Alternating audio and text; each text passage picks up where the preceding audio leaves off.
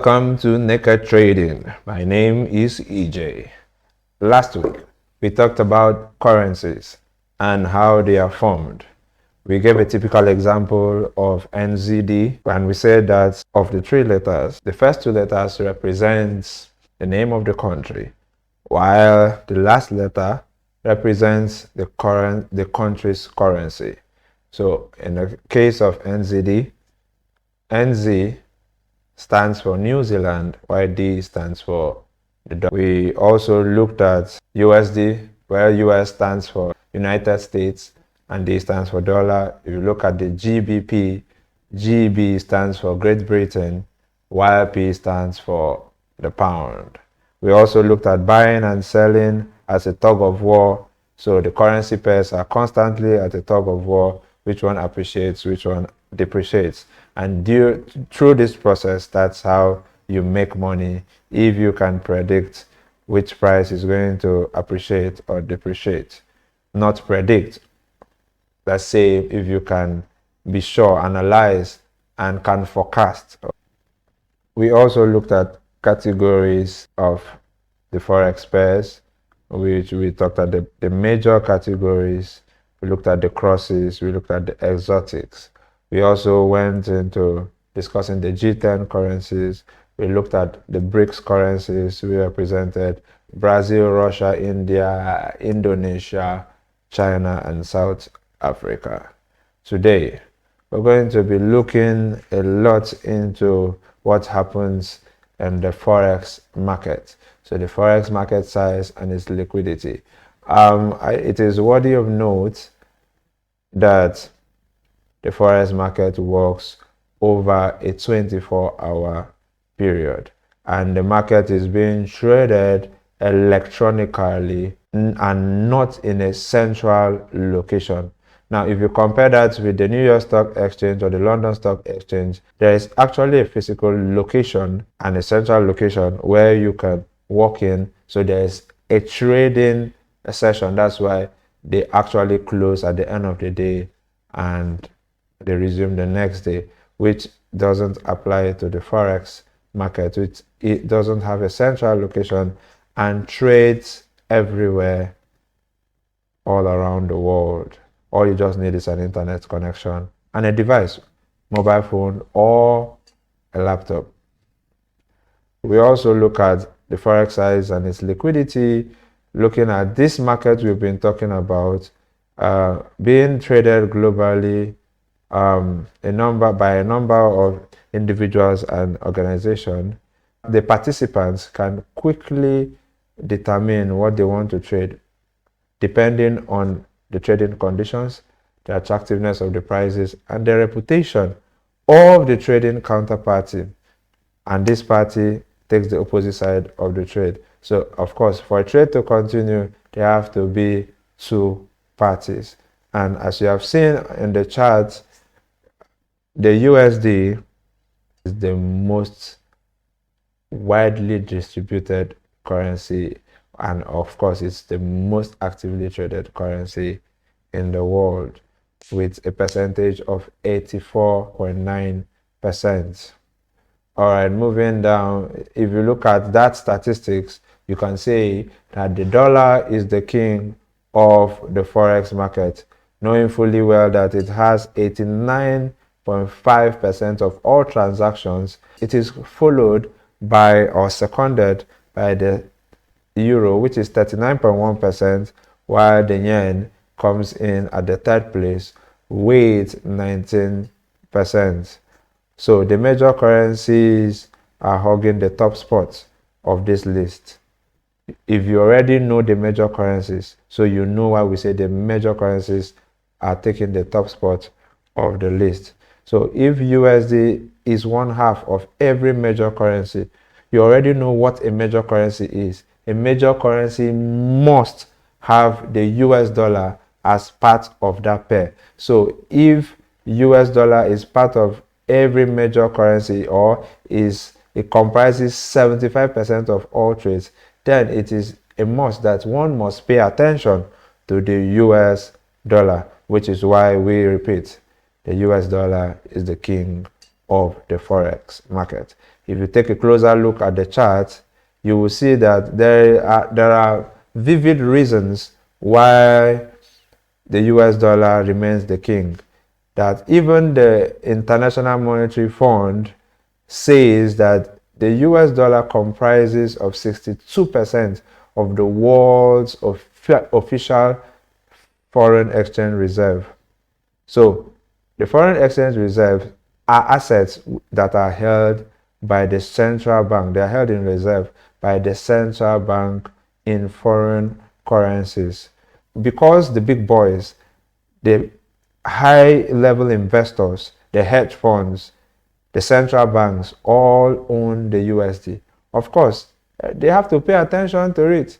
My Bible says that where your treasure is, that's where your heart will be also. So this is a typical representation of that scripture, which tells you that because all the big boys in the industry have their businesses and their reserves in USD, of course, the attention has to be on the US dollar.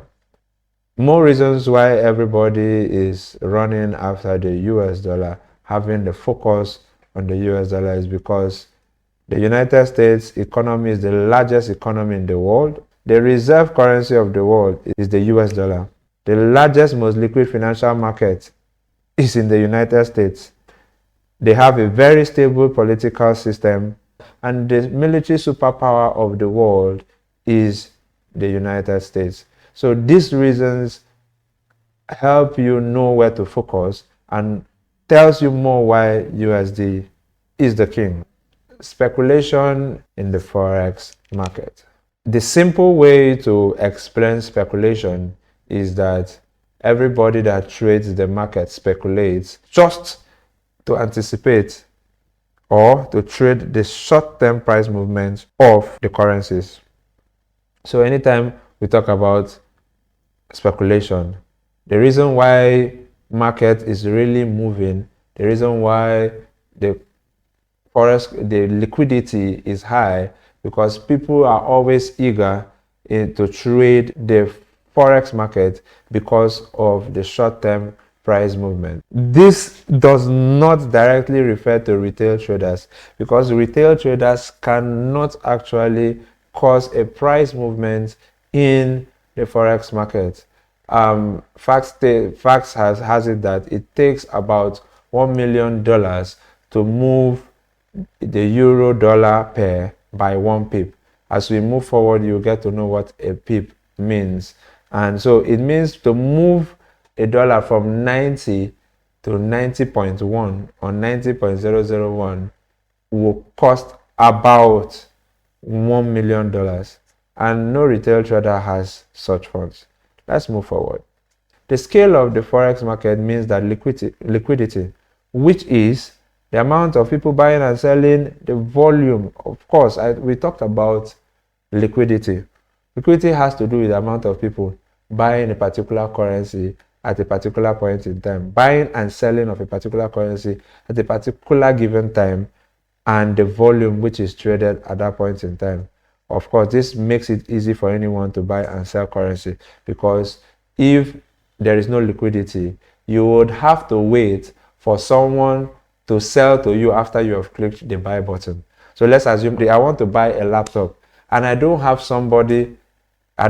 enough persons to sell laptops to me. So it will take time. I will have to wait until I can get a seller.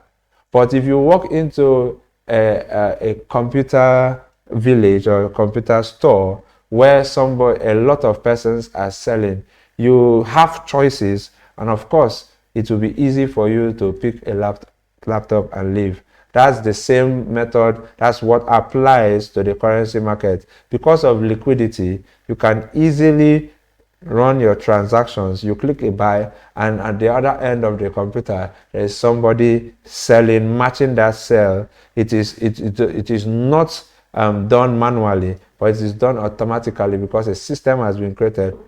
From the perspective of we traders, liquidity is very important. It determines how easily you can. I just gave an example of how you had an interest to buy a laptop and you stayed in your house. Of course, Except you place an order online, you will still even have to wait. If you place an order online, you will still have to wait for it to be delivered to you at home. But if you walked into a computer vendor, or a village where computers are being sold, you can have choices and you pick that laptop once and leave. So a liquid market environment like Forex enables huge trading volumes to happen with very little effect on the price or price action. So let's look at the different ways one can trade the Forex. So there are different ways, but I'm going to be focusing on the spot. And even at the spot, there are 3 different types of spot trading. We'll be focusing on the retail traders part of it. But it is worthy of note that we have the retail Forex, the spot FX, the currency futures, the currency options, currency exchange traded funds, which is ETFs, Forex CFDs, and Forex spread betting. So, but remember, we're going to be focusing on a retail trade. Let's look at this diagram. In this diagram, we see the different currencies, the different ways one could trade currencies, and that is you, the currency trader, or that is you and I, the currency trader. And we focus on the spot FX, which has the retail, the CFD, the spread betting, and we also are focusing on the retail Forex. Moving ahead, we'll look at the spot, which is what we just talked about. Spot trading is done over the counter, which is also called off-exchange market. So the off-exchange Forex market is a large, growing, and a liquid financial market, and this takes place or operates 24 hours a day, 5 days a week. It is very important for us to note that it is not like your traditional exchange.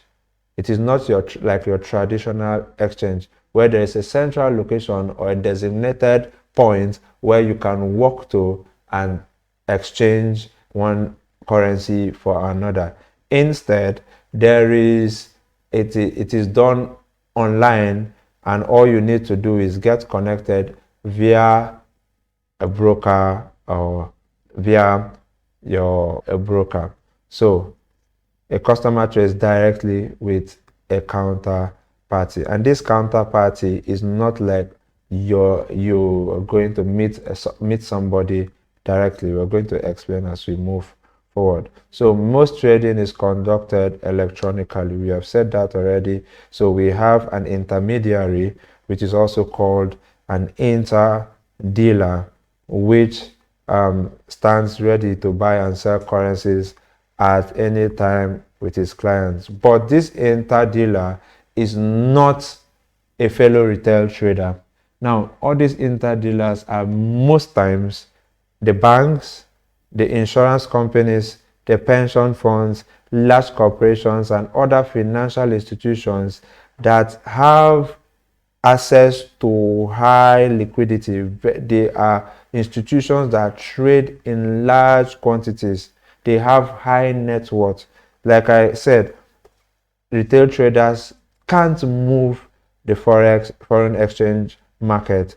That is why we have find a way to get connected by liquidity providers. These forex brokers provides this service to us by which we can be part of the foreign exchange that goes on daily. So how do you make money in the foreign exchange market? It is worthy of note that the forex market basically exists for one to buy and sell currencies. So there is no other way you can make money in the foreign exchange market other than buying and selling currencies. So when you place a trade in the foreign exchange market, it's simple that you are buying a particular currency in exchange for the one you have. In quotes, if you see a pair GBP USD, it actually means that you want to buy GBP in exchange for the USD you have, so that later when the price appreciates, you will sell it and get back the USD you earlier bought. So in this next series of the videos, you will get to understand how easy it is to trade. Yes, I say easy, but I put in quotes how easy. But if you can learn the ropes of trading, it will look very easy and not cumbersome. All right, let me give a typical example. Assuming you wanted to buy $10,000, the first thing you would want to know is at what exchange rate? At what exchange rate will I be buying? Now, if you look at the table here, you will see that the exchange rate is 1.1800. So you will multiply 1.1800 by 10,000. When you multiply that, it will give you $11,800. This means that you will have to come with $11,800 in exchange to get 10,000 euros. So if the exchange rate was 1.0, it means you will come with $10,000 to get 10,000 euros. But in this case, you have 1.18. So you multiply 1.18 by 10,000, and that gives you 11,800. So you came with 11,800 to buy 10,000 euros. Then in the next 2 weeks, there is an appreciation in the price. Of course, the exchange rate increased. Now the exchange rate is 1.2500. Now it means you're going to multiply that same 10,000 by 1.2500. It gives you 12,500. Now at this point in time, remember you had given out $11,800 to get 1,000 euros. So you still have 10,000 euros with you. So but the exchange rate has changed. So these are the price speculations that we trade in Forex. That's how people make money. So if you anticipate or you forecast that the price will change, the exchange rate will be higher at so point in time. It doesn't have to be 2 weeks. It can be in the next 5 minutes. It can be in the next 10 minutes. And with leverage trading, you'll be able to get in and make about $700. But understand that it's a cycle that starts with buying and ends with selling, or starts with selling and ends with buying. If not, you will not be able to get the profit that comes with trading. You can pause this video and take a look at the calculation that is done below the chart there, and you see that if you subtract $11,800 from $12,500, the profit of $700 is what you would have gotten from your price speculation. Moving forward, we also look at how to read the Forex quote. Every Forex quote comes in a pair, which you have seen either GBP USD or USD JPY or USD CAD or EUR USD or EUR JPY. So every Forex quote comes in pairs, and the one on the left hand side is called your base currency. So for you to get to understand which one you are going to be selling, which one you're going to be buying, it is necessary for us to discuss the concept of base and quote currencies. So whenever you open a position in the Forex trading market, you are exchanging one currency for another. I stated this earlier, and I hope you get to understand it. So moving forward, if you look at this analogy, the first currency on the left hand side in blue is GBP, and that is the Great British Pound. It's referred to as the base currency. The currency at the left hand side is referred to as the base currency, and the one after the slash in green is referred to as the quote or counter currency. Now we didn't put green, and you will not be seeing them in green and blue. you'll be seeing them in any color. It can be completely black, can be anything, it can be completely white, depending on the color of your MT4 or whatever you'll be using, MT5. So don't look out for the colors. Just understand that the currency before the slash is the base currency, while the currency after the slash is the quote currency and counter currency. The base currency is the reference element for the exchange rate of this currency pair. Now, so whenever you want to buy and sell, the reference is majorly on the base. So that has a value of 1. So it means I am exchanging one of these for this. The exchange rate will determine how many you will get. So for instance, GBP to USD is 1.2. If I were to substitute USD for Naira, which is my country's currency, that will go up to about 600 and something dollars. So it will be 1:600 instead of 1:1.2. I don't know if you get the point. So like I earlier said, the second one, green, is the counter or the quote currency. Now, when buying, the exchange rate tells you how much you have to pay. I stated this clearly earlier, in units of the quote. So when you are buying, the exchange rate will tell you how many units you need to bring to exchange for one of the base currency. Now, in the example we gave, we saw that you had to pay 1.21228 to get 1 British pound. And when selling, the reverse is the case. It means that when you're selling, the exchange rate tells you how many units of that quote currency, now not the base, you will get for selling 1 unit of the base currency. Now, remember, when you buy the base currency at first. You have gotten the pound and you have given out your dollar. For you to make profit, you have to exchange back the pound that you bought earlier at a different exchange rate to get the dollar, which was your original currency. And this process is how you make money.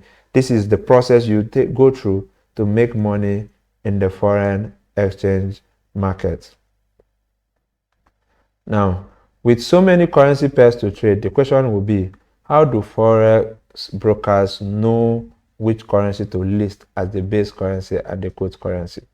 Now, the truth is, if you buy Euro USD, this simply means that you are buying the base currency and simultaneously selling the quote currency. So you can look at it from the base side or you look at it from the quote side. But whatever the case may be, a buying and selling is taking place each time you place a trade. So if you are placing a sell trade, it means a sell and a buying is taking place. You are selling, somebody is buying from you, and later you will have to buy one and get so that it's sold back to you. All right, you would buy the pair if you believe the base currency will appreciate. I've already explained this. You are buying because you are believing that the price is low and the price is going to go surge higher. So it's a typical case of buy low and sell higher. Every business thrives on getting things, for instance, going to China to get things at the cheapest price possible and coming over to the United States or to Dubai or to Nigeria and selling it at a higher price. Until you buy and sell, the cycle completes when you have sold. And that is only when you can make profit. This happens for a physical good, and that is the same thing that applies for your currencies. The same thing applies when you want to sell a pair. It means you are selling the quote. Remember, when you are buying, you are focusing on the base. But when you are selling, your real focus, even though you will not interchange them, is really the quote. or the counter currency. So you are counting on it to lose its value. And in that point, when it gets to a point, you have to buy it back because it has lost value. You are now repeating the cycle of buying back to get your profit. Well, the way currency pairs are quoted in the forex market is standardized. So you don't actually have to look at whether there is a slash or whether there is a hyphen or whether they are joined together, whether there is none, whether hyphen or slash. Please take note. Anytime you see EUR/USD with a slash, with a hyphen, or without any of them, it doesn't really matter. It is standard. The one at the left hand side is the base currency. The one at the right hand side remains the quote or the counter currency. So let's look at the concept of long and short. So I'm going to tell you for free now that long and short is synonymous with buy and sell. So respectively, anytime you hear long and short, we are referring to buy and sell. But before you go into any buying or selling, you need to first of all determine whether you want to buy or you want to sell. So there are factors that need to come into play for you to understand if you are going to be buying or you're going to be selling. As we go through this course, you will learn how to buy and sell, how to analyze the market and forecast the market for a buy and or a sell. All right, if you are enjoying the content of this video, do me a favor and click on the subscribe button. Please turn on the notification bell so that you will receive notifications whenever I post content on this channel. Please don't forget to like and share these links to any of your friends or in any platform or anyone that you know will want to have more knowledge or in-depth knowledge, especially starting from the very basics of what is Forex. All right, let's move forward. So without wasting time, I will say buying means going long or taking long position. So anytime you hear buy, that means you want to buy the base currency and sell the quote currency. And you actually expecting the price to rise so that you will sell for it at a higher price to make profit. This is for long. Now let's go for short. Like I said, short means sell. It means you want to sell the base currency and buy the quote currency, and you want the base currency to fall in value, then you buy it back at a lower price. I hope these terms are quite simple and self-explanatory. Moving forward, we're going to look at the concept of bid, ask, and spread. Forex quotes are quoted with two prices, the bid and the ask price. In general, the bid is usually lower than the ask price.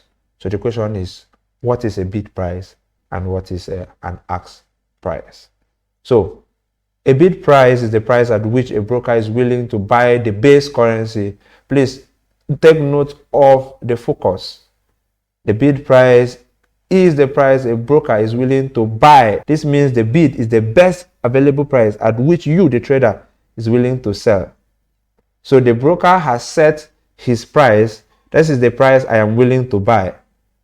Then you have to come into terms with it. And talking about currency pairs, so the broker at that point in time is focused on the base currency, how much is willing to buy it, and you that wants to sell your quote currency, you are looking at that bid price and agree. So if you sell something, the broker will buy it from you at a bid price. So you are selling your euro to buy the GBP. So we are using, let's use dollars rather. So you are selling your dollar to buy GBP at the broker's bid price. The ask price is now the reverse. So you want to buy something, the broker will sell it to you at the ask price. So this is the price I have kept to sell GBP, and you have to buy it using your bid currency. So the ask price here at which your broker will sell the base currency. Now, understand that the broker is always interested in the base currency. So at this point, the previous one we talked about buying. Now this talk is talking about selling. So this is the price at which the broker is willing to sell that base currency in exchange for the quote currency. So this means that the ask price is the best price at which you can buy from the market. It's simple. If you want to buy something, the broker will sell it to you at that price. So now what is a spread? The difference between the bid and the ask price is known as the spread. It's simple. If you looked at the Euro USD quote we had before, you will see that the bid price is 1.3468 and the ask price is 1.3488. If you look at this broker, if you want to sell euro, you click sell and you will sell euro at 1.3468. If you want to buy, you click buy and you will buy at. Now, the truth about the whole thing is this. If you have ever gone for exchange at your typical exchange booth or the bank, at the airport, you realize that you buy at a higher price, and if you are selling, you actually sell at a lower price. So you don't have to stress yourself. It's actually easier for the broker to make money than for you to make money. This is how the system has been set. So let's go over an illustration to help you understand better. Now, the base currency, of course, has a bid price, and the counter currency has an ask price, which is actually higher than the base currency's price. So the ask price is higher than the bid price, and the difference between the prices is what we call the spread. If you look at the price, you will see that the bid price is 1.1051, while the ask price is 1.1053. If you do the calculation, you will see that has a difference of 2 pips.